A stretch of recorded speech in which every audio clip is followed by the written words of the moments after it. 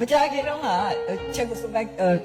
နိုင်ငံကိုရောက်ခဲ့ပါတယ်ချက်နိုင်ငံမှာအဲ့ဒီမှာမင်းကုန်းပြောတဲ့ပုဂ္ဂိုလ်ကြီးထဲမှာဆိုဒလိုင်းလာမဖုံးတော်ကြီးပါပါတယ်ဒလိုင်းလာမဖုံးတော်ကြီးဆိုတော့အင်တာမဒါဖုံးတော်ကြီးပြီးပေါ့နော်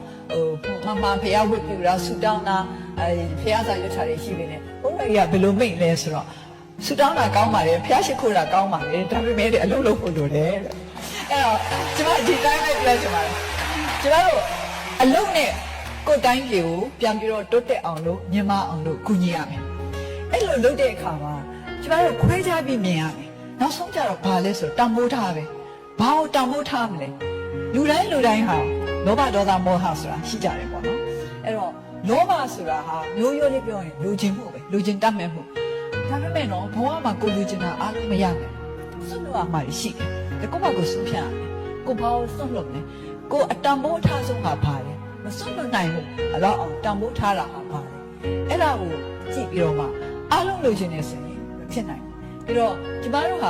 တိုင်းပြည်တိုးတက်ဖို့အတွက်လုပ်ချင်နေဆိုလို့ရှိရင်ကိုယ်ပိုင်လိုချင်တဲ့အထက်ကတချို့ဟာတွေတစ်စိတ်တစ်ပိုင်းစွန့်လွတ်တဲ့လည်းစွန့်လွတ်အောင်စွန့်လွတ်ဖို့လိုရင်လည်းစွန့်လွတ်အောင်ပါဒါပေမဲ့လိုချင်စွန့်လွတ်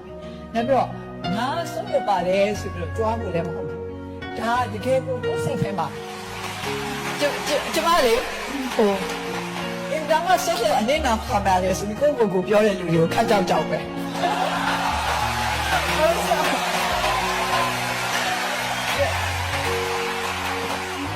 ကျမစိတ်ထဲမှာလေအဲ့လိုပြောတဲ့လူတွေကတစ်နေ့တစ်ချိန်တစ်ခါမှအကျွေးများတောင်းမလားလို့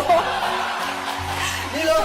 လုပ်ပေးကြလို့ဒီလိုဆုံးလုပ်ခဲ့လို့ဒီလိုပြန်ပြီးတော့ပေးပါလို့အဲ့လိုတောင်းမလားဆိုပြီးတော့အဲ့လိုဆိုရင်မှုတွေရှိတယ်။ဒါကြောင့်မလို့ကျမတို့အနစ်နာခံနေစားဖြင့်ပြောရင်ကျမအနေနဲ့မျက်နှာပူတယ်စိတ်ထဲမှာတစ်မျိုးဖြစ်တယ်။ကျမအနစ်နာခံတယ်လို့ကျမမယူဆဘူး။ကျမလုပ်ချင်တဲ့ကိစ္စကိုကျမရွေးချယ်တယ်။ကျမရဲ့ရွေးချယ်မှုတွေကကျမလုပ်တယ်။အဲ့တော့ဒီလို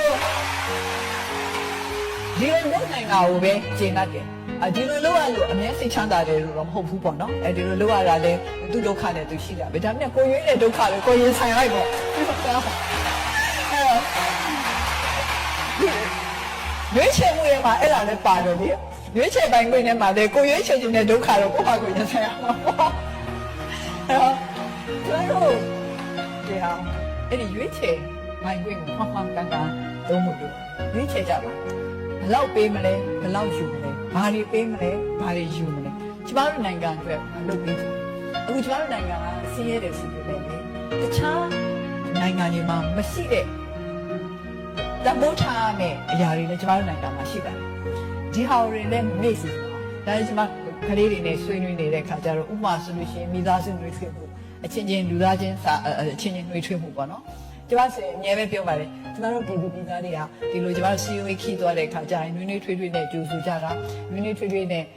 ဆူတောင်းပေးကြတာပေါ့နော်ကျမပါစေအသက်ရှိပါစေတက်တော်ရသောရှိပါစေဒါပဲလို့ပေးနိုင်တယ်ဒါလည်းကျမကျင့်တတ်တယ်ဒါစိတ်ထဲကနေပြီးတော့ပေးလိုက်တဲ့ဆူတောင်းတစ်ခုဟာကျမတို့အများကြီးကျင့်တတ်တယ်ပြီးတော့